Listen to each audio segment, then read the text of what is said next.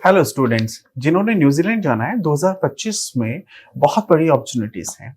कई यूनिवर्सिटी हैं, प्राइवेट हैं, पब्लिक हैं, लेकिन क्या इंपॉर्टेंट है ये आज जान लेते हैं। जसप्रीत भाटिया जी मेरे साथ जुड़े हैं, इमिग्रेशन एक्सपर्ट हैं, उनसे बातचीत करते हैं। सर वेलकम करता हूँ। Hello everyone. न्यूजीलैंड के लिए सर क्या इंपॉर्टेंट है अब 2025 में, क्या अपार संभावना है स्टूडेंट्स के पास? न्यूजीलैंड में सबसे ज्यादा इंपॉर्टेंट है फाइनेंशियल्स। न्यूजीलैंड हाई कमीशन मैं कहूंगा कि स्ट्रीम से ज्यादा फाइनेंशियल्स पे जोर देती है। वो ये चेक करते हैं कि आप कौन से बैकग्राउंड से आ रहे हैं, आपने कितनी इनकम टैक्स रिटर्न लगाई है अपनी फाइल में। आपके पेरेंट्स की इनकम टैक्स रिटर्न 18 से 20 लाख से ज्यादा ही होनी चाहिए, तभी आप न्यूजीलैंड पढ़ पाएंगे। And they calculate full living cost and education cost for the time you are going to study. Suppose आप बैचलर डिग्री करने जा रहे हैं तो आपको 50 से 60 लाख रुपए शो करने पड़ेंगे मिनिमम जी। एंड सपोज आप डिप्लोमा के लिए जा रहे हैं, 2 इयर्स डिप्लोमा, तो आपको शो करने पड़ेंगे 35 to 40 may be 45 lakhs also जी। और सपोज आप 1 ईयर का कोर्स करने जा रहे हैं तो 25 लैक्स तक आप शो करके 1 ईयर का कोर्स करने जा सकते हैं। बट आपके फंड 6 मंथ्स ओल्ड होने चाहिए। उसके साथ में आपको रीजंस भी मांग सकते हैं। अगर आपके फंड 6 मंथ्स ओल्ड हैं भी जी, तब भी पूछा जा सकता है आपसे कि वो 6 मंथ्स ओल्ड फंड्स कहां से आए।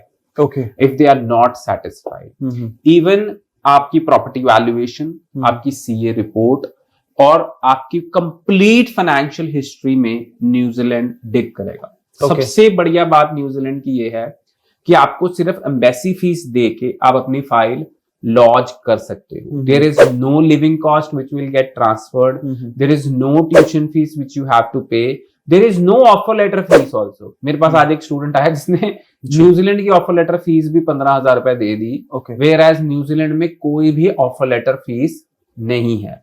लैंडमार्क इमिग्रेशन की कोई प्रोसेसिंग फीस भी नहीं है इसके साथ। तो बजट की बात करें तो लिविंग कॉस्ट अगर आप एफटीएस में लगाते हैं, जिसको हम फंड ट्रांसफर स्कीम बोलते हैं, तो आपको लिविंग कॉस्ट $15,000 ट्रांसफर करनी है एंड फीस 18 से $19,000 ट्रांसफर करनी होगी आफ्टर वीजा। अगर आप नॉन एफटीएस में लगाते हैं और फंड शो करते हैं तो आपको सिर्फ फीस ही ट्रांसफर करनी पड़ेगी। जो फीस है वो 9 लाख से लेके 17-18 लाख तक है, डिपेंडिंग अपॉन द यूनिवर्सिटी और the course you are applying for. So right now see New Zealand अगर बेस्ट ऑप्शन देखे, मैं बार बार शोज में बोलता हूं कि मास्टर्स के लिए बहुत बड़ी अपॉर्चुनिटी है। जो लोग मास्टर्स करने न्यूजीलैंड जाएं रादर देन यूके को छोड़ के, तो उनके लिए बहुत अच्छी अपॉर्चुनिटी है। बिकॉज यूके में आप मास्टर्स करके 2 साल का वर्क परमिट तो ले लेते हैं, but job opportunities are less. And New Zealand में job opportunities right now are booming बहुत ज्यादा। दूसरी चीज, यूके में पीआर लेनी बहुत ही इम्पॉसिबल है। टियर 2 कन्वर्ट कराना, ILR लेना बहुत मुश्किल है। वेयर एज न्यूजीलैंड में पीआर लेनी कंपैरेटिवली इजी हो सकती है अगर आप मास्टर डिग्री करते हैं।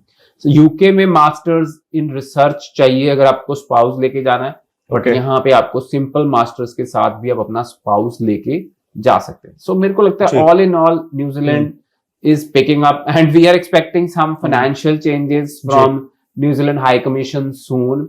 एंड आपको एक एक्सपर्ट गाइडेंस की जरूरत जरूर पड़ेगी न्यूजीलैंड स्टडी वीजा लगवाने के लिए, तो आप हमारे नियरेस्ट ऑफिस विजिट करें या फिर हमें कॉल करें। अच्छा सर, कौन स्पॉन्सर कर सकता है बच्चे को? ठीक है, आपने तो 6 महीने की बात कर दी है, यानी पहले से तैयारी करें, फिर भी पैसा कम है तो फिर कौन स्पॉन्सर कर सकता है बच्चे को? देखो, relatively parents and grand parents only.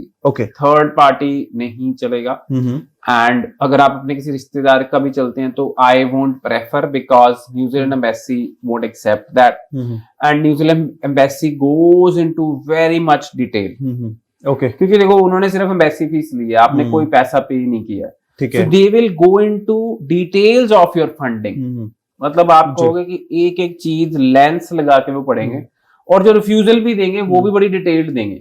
अच्छा, कि आपने ये फंड लगाए और ये फंड वेरीफाई नहीं हो पा रहे या ये जेन्युइन नहीं लग रहे, आपने ज्यादा फंड्स अभी डाल दिए, आपके फंड्स ओल्ड नहीं है, और सपोज आपने फंड 6 महीने पुराने शो कर दिए, बट आपके पेरेंट्स की इनकम वैसे मैच नहीं कर रही है।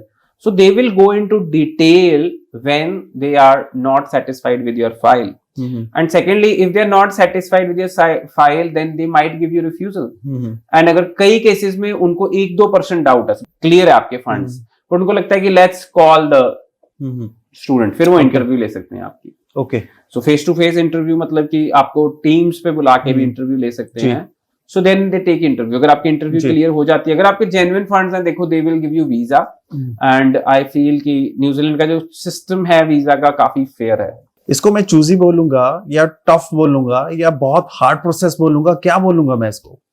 सी New Zealand is always like this only, क्योंकि इनिशियली आपको याद होगा कि 11, 12, 13 में न्यूजीलैंड बहुत रिलैक्स था. ओके. विदाउट आइलेट्स में बच्चे गए न्यूजीलैंड में. एंड जो आज कनाडा के थ्रू चल रहा है वो न्यूजीलैंड इसके थ्रू जा चुका है. Okay. So New Zealand as such right now is choosy.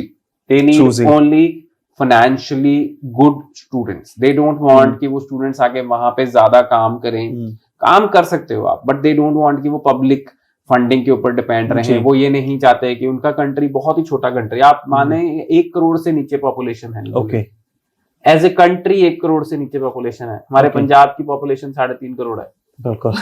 So as a country New Zealand की पॉपुलेशन बहुत कम है. सो दे डोंट वांट कि पीपल वहां पे आके, लोग वहां पे आके उनके सिस्टम को एक्सप्लॉइट करने की कोशिश करें. Same is happening in Canada. So Canada की पॉपुलेशन बहुत कम है. सो एज ए कंट्री बिल्कुल जेन्युइन स्टूडेंट हर कोई चाहता है. इस टाइम पे हर कंट्री जेन्युइन स्टूडेंट चाहता है. सो सी स्टूडेंट्स और पेरेंट्स, मैं कहूंगा कि थोड़ा सा हमें अपना mindset towards international education change करना पड़ेगा. बहुत बढ़िया चीज है इंटरनेशनल एजुकेशन. अगर हम उसको सही ढंग से यूज करेंगे तो बहुत बढ़िया रहेगा. एक लाइन में जवाब चाहिए सर, कौन सा नेक्स्ट इनटेक है 2025 में? सी देयर आर न्यूजीलैंड में रोलिंग इनटेक्स हैं. मार्च, मई, जून, जुलाई, सितंबर. There are lot of universities, colleges offering rolling intakes also. So New Zealand में there are rolling intakes. But definitely काफी सारे जो पब्लिक कॉलेजेस होंगे उनके फिक्स्ड इनटेक्स हैं. सो बैचलर डिग्री के काफी सारे इनटेक्स हैं और अदर कॉलेजेस के भी बहुत सारे इनटेक हैं. मास्टर्स में भी हम देख सकते हैं कौन से इनटेक्स हैं. सो अभी भी आप मार्च इनटेक के लिए अप्लाई कर सकते हैं. ओके.